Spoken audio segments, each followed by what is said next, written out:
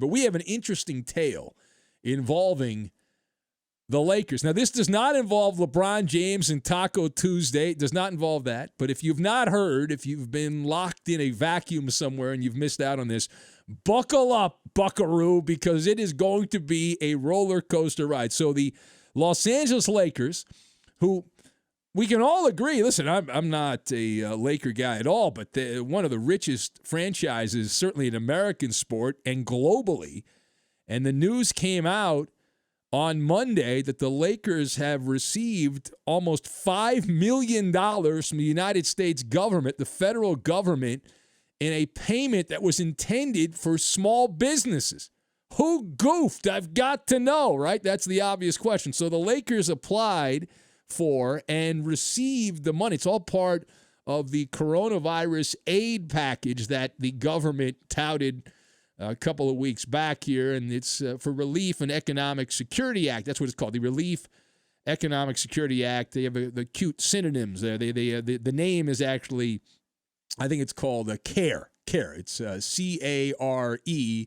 So it's short for Coronavirus Aid, Relief, and Economic Security Act. So a lot of BS there, a lot of BS. But the Lakers, since they figured out, hey, wait a minute, we got the money, and then somebody else found out you got the money, the Lakers have decided to return the moolah after the budget ran out in 2 weeks. They had a $2.2 trillion. Wow, that's a big amount of money. $2.2 trillion, and it ran out in 2 weeks. Now, this is not just idle speculation here. They're not just talking about some unnamed source somewhere. No. The Lakers have confirmed the basics of this report, that they did receive the loan of $4.6 million, and they have since given it back. The team issued a prepared statement essentially saying that they were oblivious to the situation. Said once we found out the funds from the program had been depleted, the Lakers statement said we repaid the loan, so the financial support would be directed to those who are most in need. And the Lakers also said they remain completely committed to supporting both our employees and our community by taking the community's money. I might or might not have added that last part. So let us discuss the question, what do you make of this revelation that the Lakers, a historically financially successful franchise, would be applying for a small business loan? I mean, think about that. Just crazy. All right, so my observations, you've got obtuse, reverse Robin Hood, and Thomas Jefferson.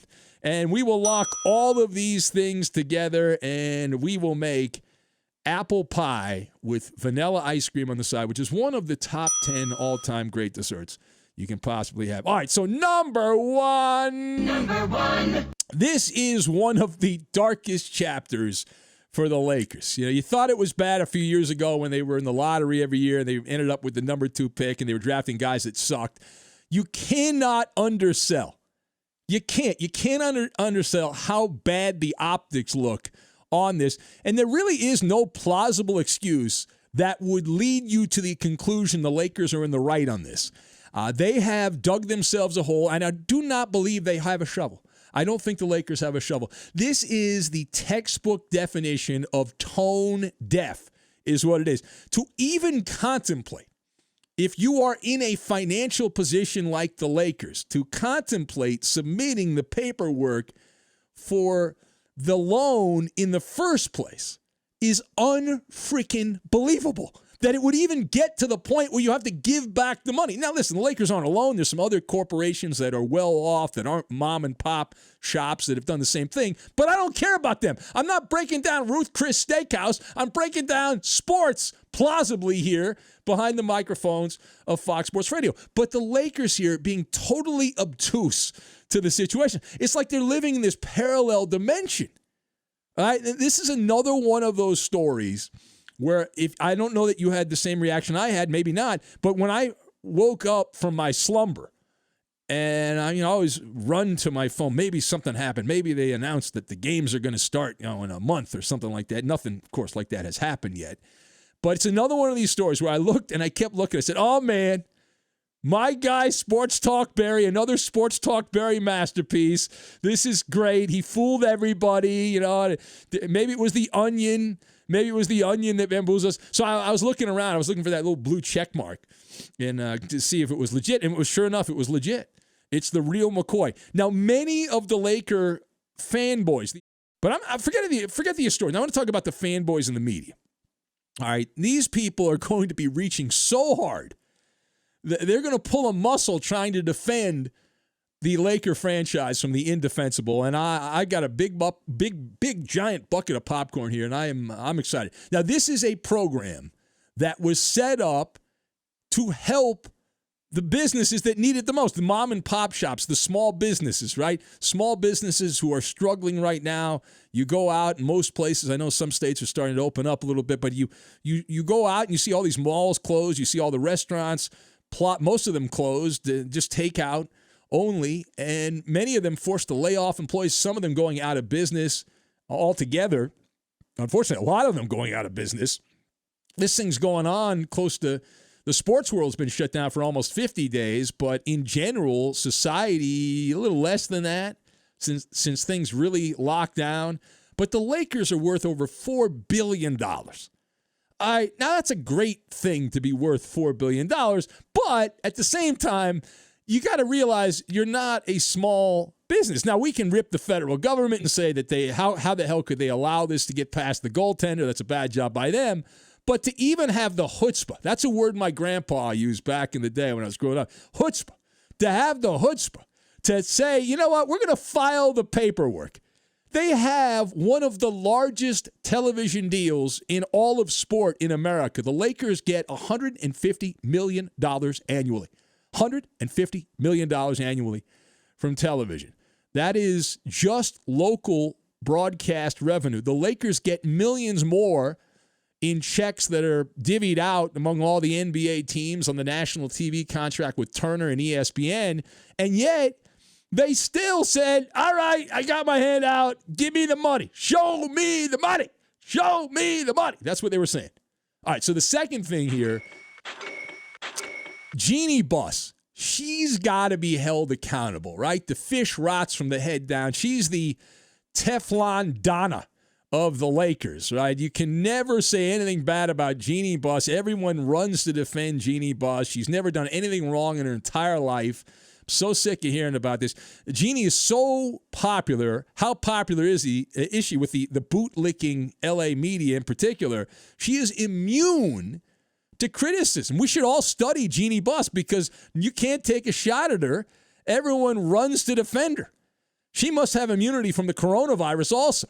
Now, as far as this is concerned, right, this is a case where you got to take the medicine. She's got to take her medicine here. The Lakers have been found guilty, admitting that they took part in what is a reverse Robin Hood. We all grew up hearing the legend, the fairy tale of Robin Hood, right? The original Robin Hood, known as the brave outlaw who stole from the rich to give to the poor alongside his band of merry men. It's a wonderful story. Disney's made a bunch of movies about it, and it's been written and rewritten and repackaged in children's books. So we all grew up with the Robin Hood story. But under this scheme, the Lakers have turned the original story on its head.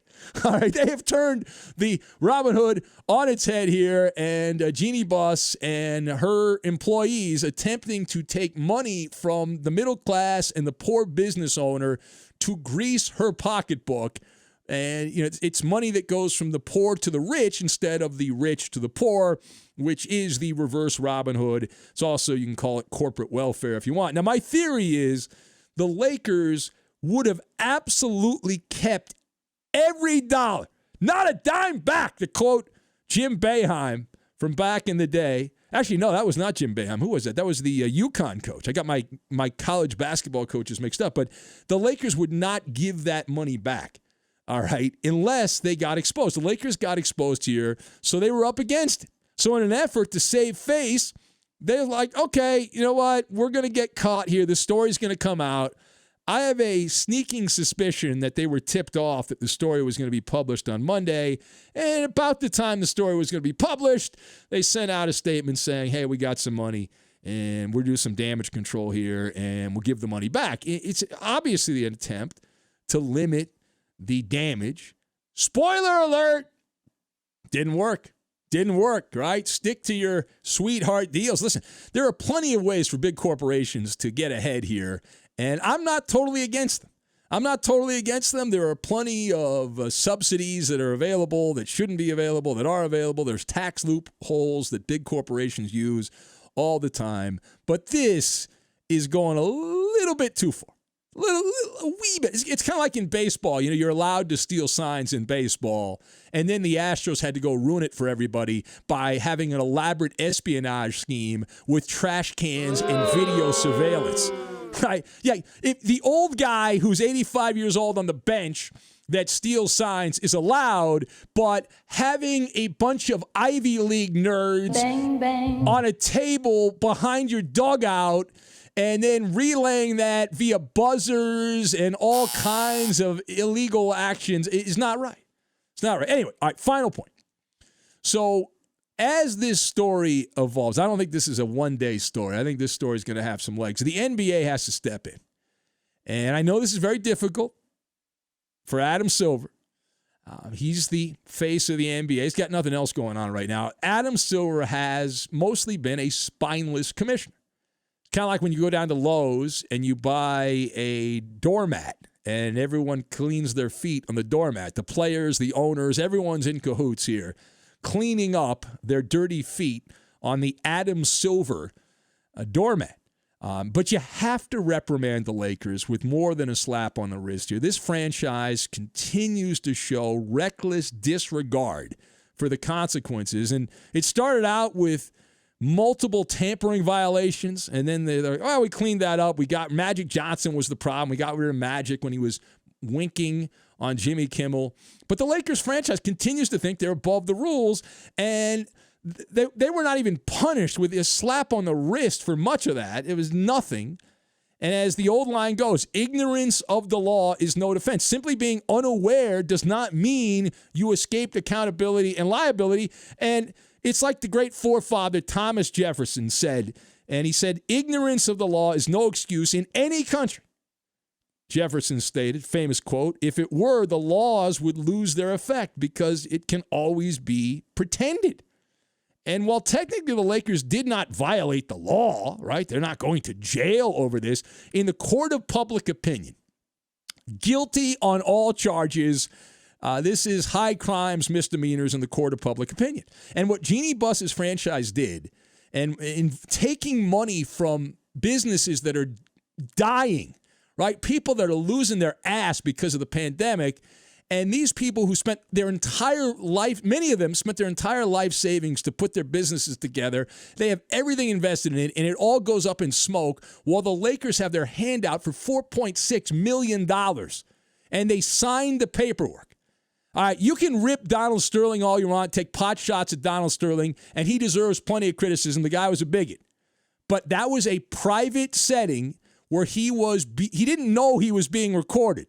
The Lakers, what they have done here is so much more blatant in that regard. The Lakers knew what they were doing was on the public record. They filed paperwork and application with the federal government. And they still, realizing what that would look like, some dum-dum, some Mama Luke with the Lakers is like, okay, we're good. We're going to do this. They filed the application knowing that money, if they got it, would be taken out of the pockets of business owners who had nothing else. That the hoi polloi of society, and the Lakers, this is what I've always said about the Laker franchise, is that these people don't care about the common man. They're the one percenters, right? The Clippers are the people's team. The Lakers are the elitist. And this is another example of elitist activity by the Lakers. A team making $150 million in local TV revenue, and they want to steal from the common people who are drowning financially because of the global pandemic. And I don't care that you return the money. It's like if you rob a bank. We get this guy, Angry Bill, one of our callers, who robbed a bank. If you steal the money from the bank and then realize, listen, I probably should not have done that. Here's the money back. Do the judge and the people in the courtroom say, okay, you're good. Thank you very much. Issue is resolved. That's not how it works, right? Returning the money doesn't solve the issue. The damage has been done.